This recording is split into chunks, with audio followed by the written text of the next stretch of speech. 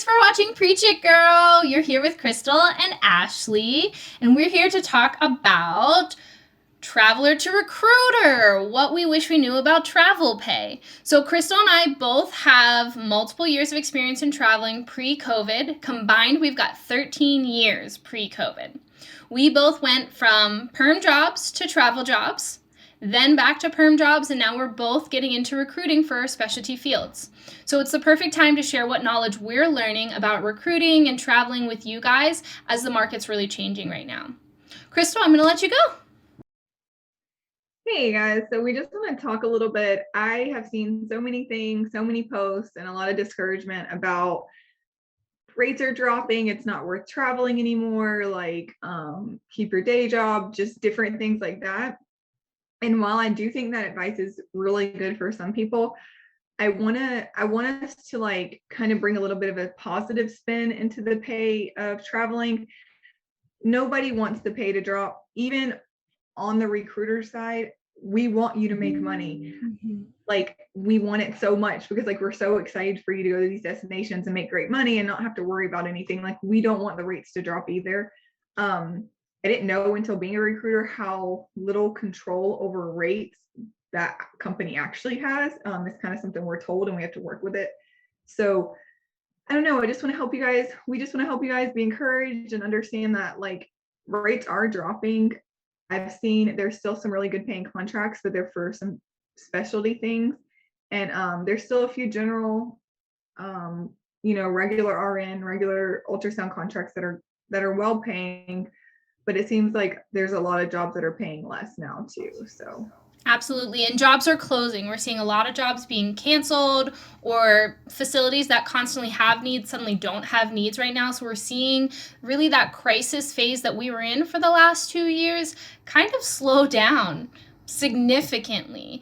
And we're getting back to a pre-COVID travel world, which a lot of you are new since COVID and are used to these insanely high bill rates and making a lot of money, which we're really, really excited for you. But we want to give you the pay breakdown and kind of give you the glimpse into the other side of what travelers normally make outside of crisis staffing. yeah, definitely.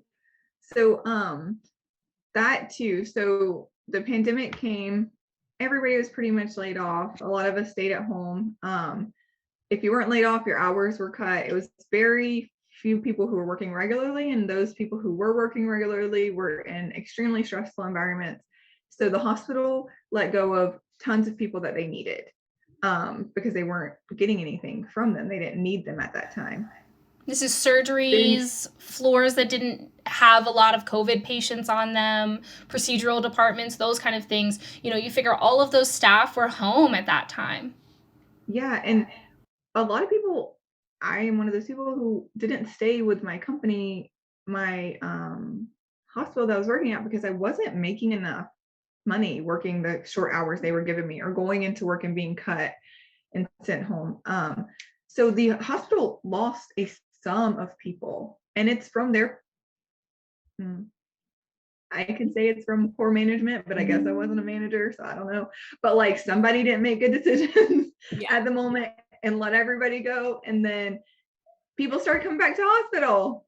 People started needing care. And matter of fact, they came back more than before because all of a sudden everybody was coming at the same time. So instead of those people who came every few months, they were all coming because the hospital, like they felt safe to go. And not only that, there wasn't a lot of information about COVID and we knew it was coming back. So the moment that there was a relief, they flooded the doors.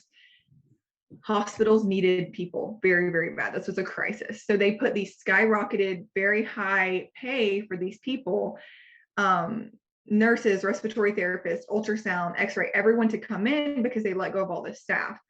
Well, things are evening out. COVID is becoming less of it's still scary, but it's becoming less of, we're more familiarized with it. And it's not as much of a crisis anymore. Our hospitals aren't as flooded. It's just, things are dying down. People are learning how to handle the situations better. So the urgent need isn't there as much. So therefore the hospital doesn't feel like they should pay crisis pay if there's no longer an actual crisis at their hospital. to us, a crisis is being short-staffed or not have safe staffing. To them, a crisis is losing millions of dollars. So we Exactly. get the difference.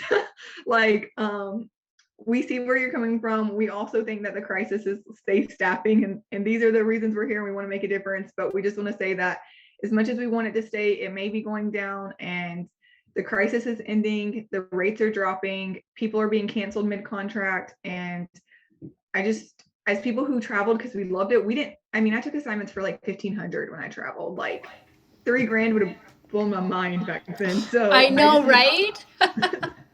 yeah, like the pluses of traveling and normal money, which we hope it never goes back to that low, and we hope we can sustain it. And we know inflation has happened and things are more expensive, but we just want to give some encouragement and help break down pay. Mm-hmm. What we really want to talk about today is kind of where your money comes from and how it gets to you in your pocket. So, what initially happens is every healthcare facility, whether it's a SNF, an LTAC, a surgical center, a hospital, they decide that they have a need for a nurse, an ultrasound tech, a CNA, and they're willing to pay X amount of money to staff that need. They send that out to a vendor management system. There is a few of them that are large corporations that kind of get all of these needs and wants from the facilities and the bill rates.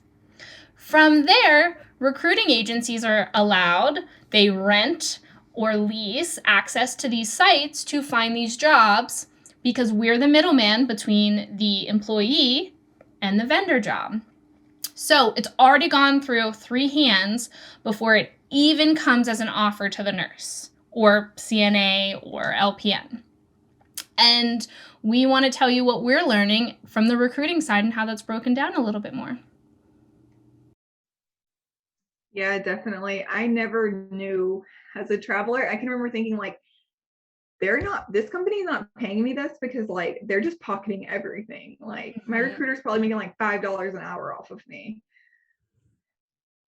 I would work for that recruiting company. I'm just kidding. As of now, I don't see that. I'm not saying that it's not, there are perks to everything, but your recruiters aren't, it's not quite like we think or like I thought when I was a traveler. Did you have similar like views when you were a traveler?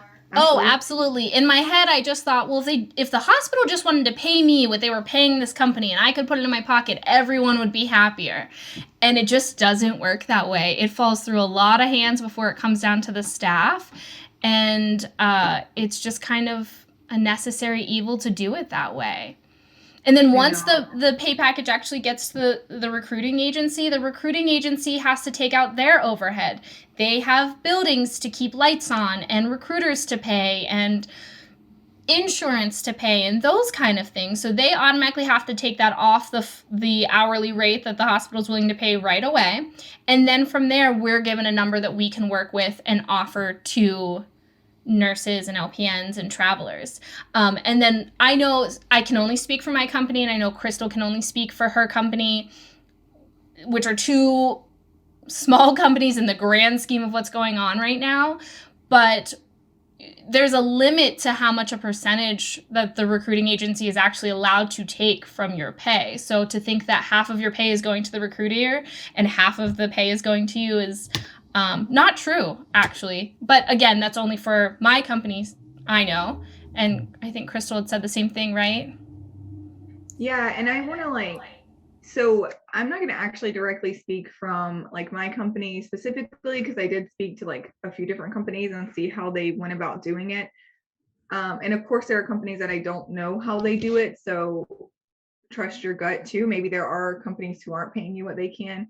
But yeah, and in the experience from what I've talked to, I mean, 50% isn't even anywhere near what the company is getting versus what the traveler is getting. So the companies I've talked to, a couple of that I worked with as a traveler, like they are paying you what they can pay you. It is a business. They still need to keep their doors open, pay their staff, you know, keep that an environment that's a good working environment also.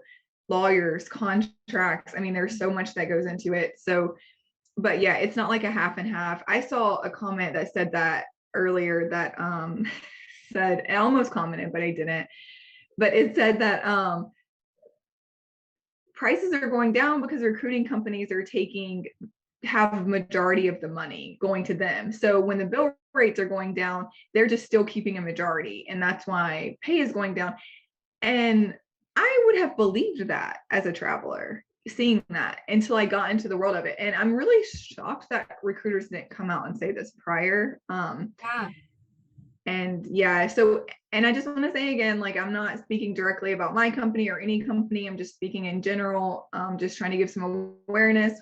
I told you guys when I was coming into this, like, I want to be as transparent as I can about traveling. I want to tell you the good, the bad, the ugly. I just want to tell you the truth about healthcare. So that's why we're here, and that's what we want to tell you. But your company is probably going through a lot for you to be at those assignments. And if you feel like you have a recruiter or someone who really cares about you, like, they do care about you and they do want you to have a good assignment and make good money. And something I didn't realize, like, you pay for compliance, like the company pays for all of your compliance, physicals, everything. And these are large dollar things that I didn't realize they were. And there are recruiters who, and I'm not saying that this is me, or I'm not saying this is Ashley, I'm not saying this at all. I'm not saying that this is someone at all. I'm just saying that it does happen, that there are recruiters that comes out of their pay.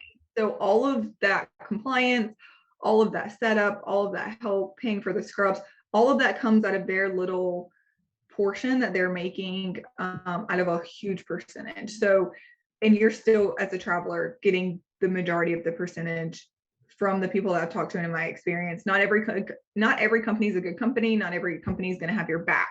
Not every company is. That's another thing. There are companies out there who are direct clients with these vendor management and they're not paying as much to them to have these jobs. Like, they're direct.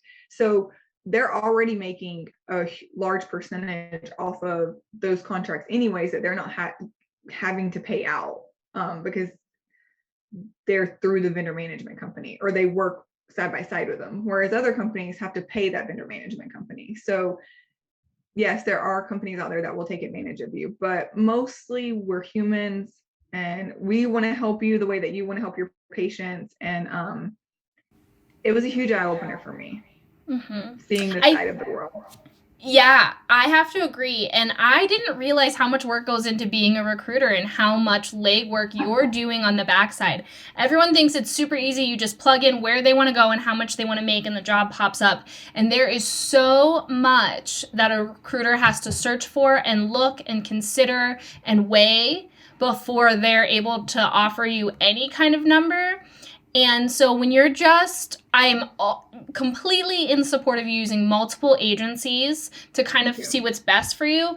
But when you're not willing to do your part, or you're just bouncing back and forth between agencies, you're going to get recruiters that aren't going to want to work with you, because then you're too much of a hassle and their day is wasted now searching for jobs when you repeatedly don't care about the jobs that they're offering. So that's the other thing. You want to find a recruiter that you actually enjoy talking to. It's someone you're going to talk to constantly while you're on assignment. It's someone who's going to bug you to get your compliance done. It's someone you have to be able to tolerate. So finding a recruiter that you like, that you can deal with, that is willing to do that extra legwork to find that specific job that you want, or that very, very remote location, or that maybe that really fun location, and keep an eye out for it. It's really a relationship between the traveler and the recruiter. And I think when you can make a really great relationship, that's when you have someone in your pocket rooting for you and finding jobs for you. So I think that's my shameless little plug. I had a recruiter that I loved, and I actually stayed with her for multiple years just because I liked her. I didn't care that other companies were paying a little bit more, because she just made my life a little bit easier, and I knew that her best interest was in finding me a good job. And, there are people out there that are just going to travel for money. Go for it. Knock your socks off. But I think we're getting back down to lower pay rates, and those bill rates aren't there anymore. And if you want someone to really do the legwork for you, you've got to kind of build a relationship both ways with that. Yes. And so a little bit about, they are going down, a good recruiter, a good company is going to serve you just as much as high pay.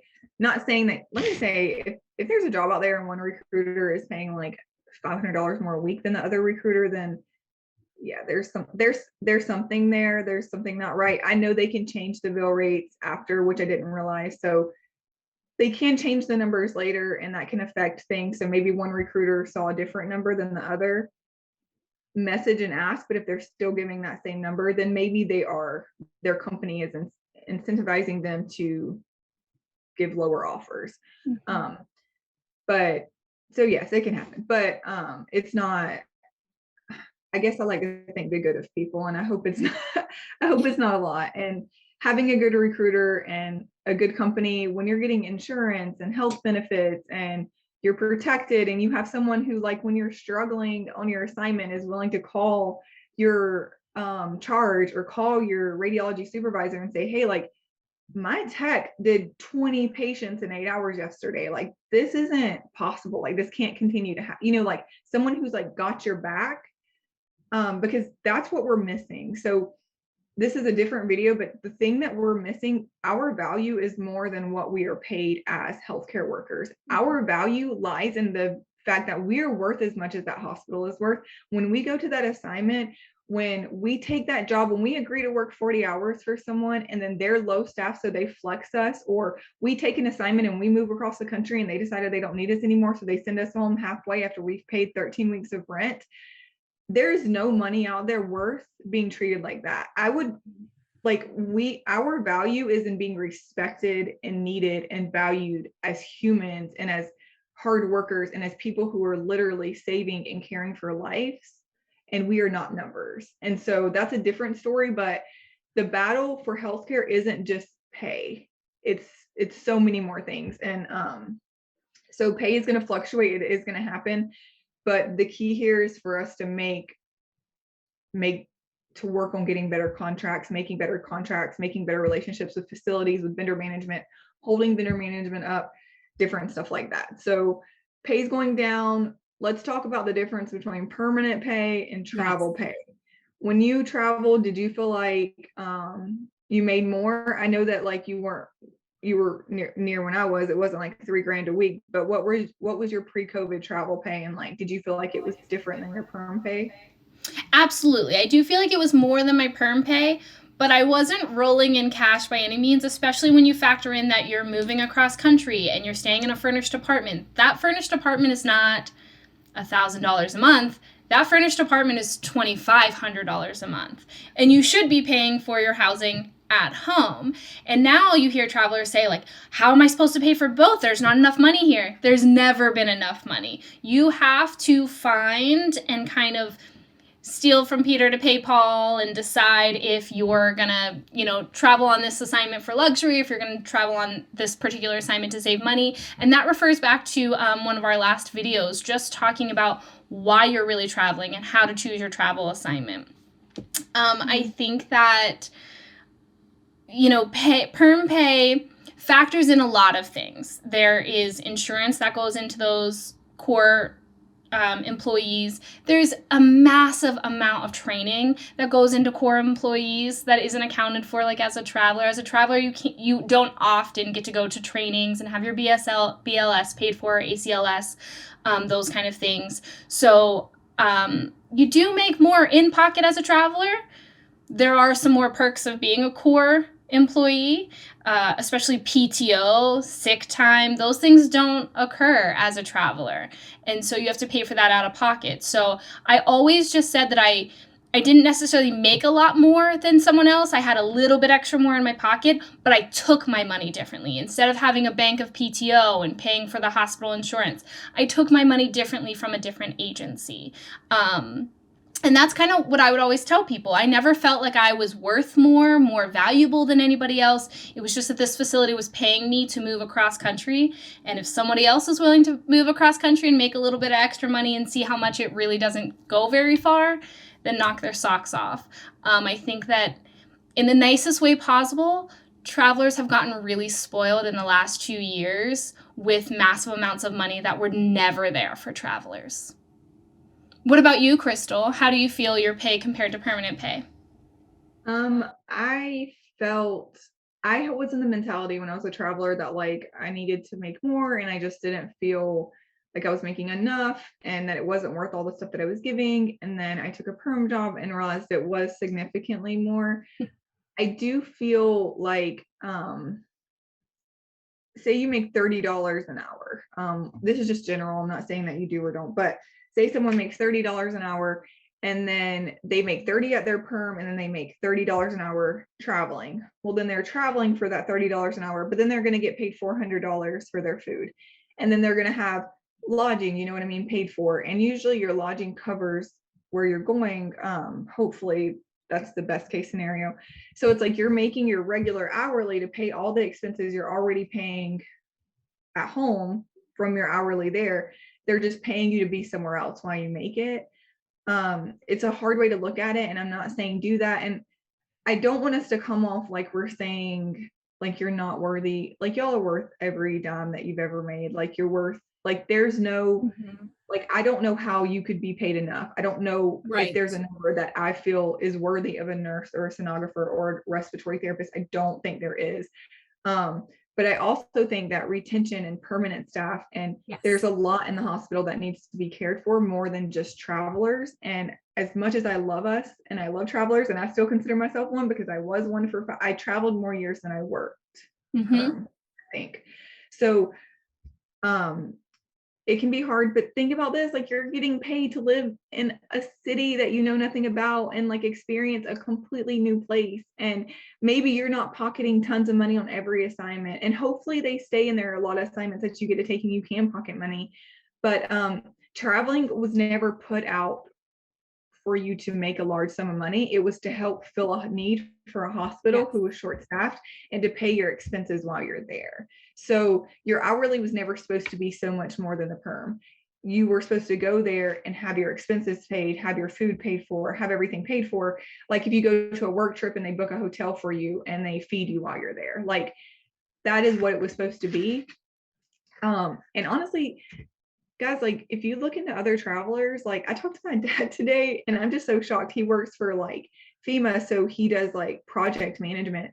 Those like there are guys who like go out in the middle of disasters and they're keeping receipts for their food to get reimbursed because that's how the government like actually deals with their stipends. Yeah. So like the stipend number we look at and we get the total, like there's so much that needs to be changed in the world, but I can't tackle their battles. But so like we do think you're worth it.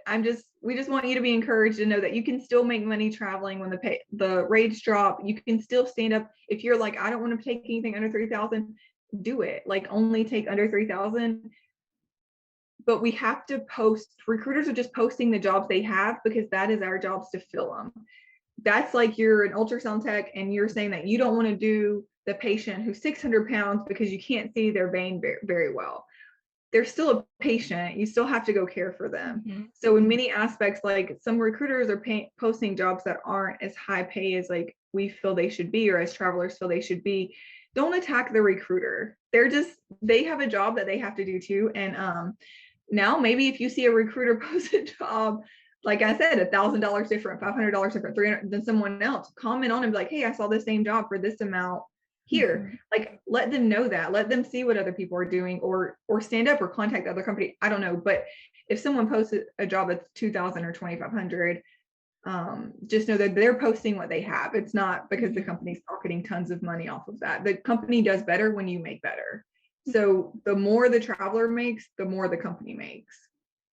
So it's in everyone's interest for you to make more money. Like we all want that, but we can't always promise that the high rates are going to continue to stay. And we know you're worth it. And if you're out here doing it because you wanted to save that extra money, like do it while you can, and then go find that perfect perm job where you're really happy. And if you're out here doing it to travel and adventure, then do that too. Just figure out what works for you. Yeah, absolutely. I'll give a little example. When I was in training to be a recruiter, we were given a pay rate and our pay calculator and told to break it down. And there's a lot of different ways you can break it down. You have maximum tax allowances for housing and meals. It depends on your location. You can give travel reimbursements. You break down pay very differently. And amongst the four of us, we had 3 different pay packages offered. to the traveler. And it literally breaks down that simply, that depending on how you decide to break it up and split that money up and give it to the traveler can change what bill rate they're advertising or offering. And that lower bill rate of $500 might mean that you're getting an extra $1,000 at the end of your contract. So it never hurts to call and inquire. This bill rate's lower, but why? Are there additional perks? Do I get PTO? Does your travel agency offer PTO? Because that was a huge incentive for me when I was traveling. If someone offered PTO, I was going to take a lower bill rate to have some time off and that little bit of safety net in case I got sick. And so I think that there's just a lot of questions that need to be asked by travelers, especially now as the market's changing and going back to a pre-COVID travel atmosphere. Your best option is just to ask as many questions as you can. Definitely. I mean, think about having a job. Okay, like some people would think this is a dream job. You can decide or not. Think of having a job where you make hourly what you make now at your perm position, if you're a perm tech. All your bills are paid. You get paid for eating. You get PTO. You get health insurance. You get your sick time, you get all the perks of being a staff employee, but you get to do it at different hospitals throughout the US with one company. Like, I don't know, like I would love for traveling to turn into something like that one day. Even if you're making more, it just would be what a great way to have a job, like versus, I don't know, that's just like a random thought. But I know when I was working that, like I like the thought of having like she was saying PTO and health insurance and it feeling like a perm job, like the same recruiter, the same company, but just getting to like adventure and see different things. So all right, guys, we've taken enough of your time. We're going to cut it short right here. Stay tuned. We've got lots of videos to come as Crystal and I learn more about recruiting, as we share our experiences of traveling, and we just want to advocate for all of our healthcare workers out there and let you guys know that we are here for you. Our hearts are in this for you. We just want to cheer you on. Reach out to us, preachitgirl@mail.com with any questions, comments, video ideas that you have. You can find me on Instagram at rodeowish_RN. We have a Facebook group. It's called Preach It Girl. Find it on there. Anything else, Crystal? No, that's all that I can think of. I hope you guys have a great day and try not to be too discouraged about the price drops. I know we all want it to be different, but we're here to support you through it and help you use your money in different ways so that it still feels like you're making good money while going on adventures. Yeah, that's the best part, getting paid to adventure. Yeah. All right, guys, thanks for joining us. Bye. Bye.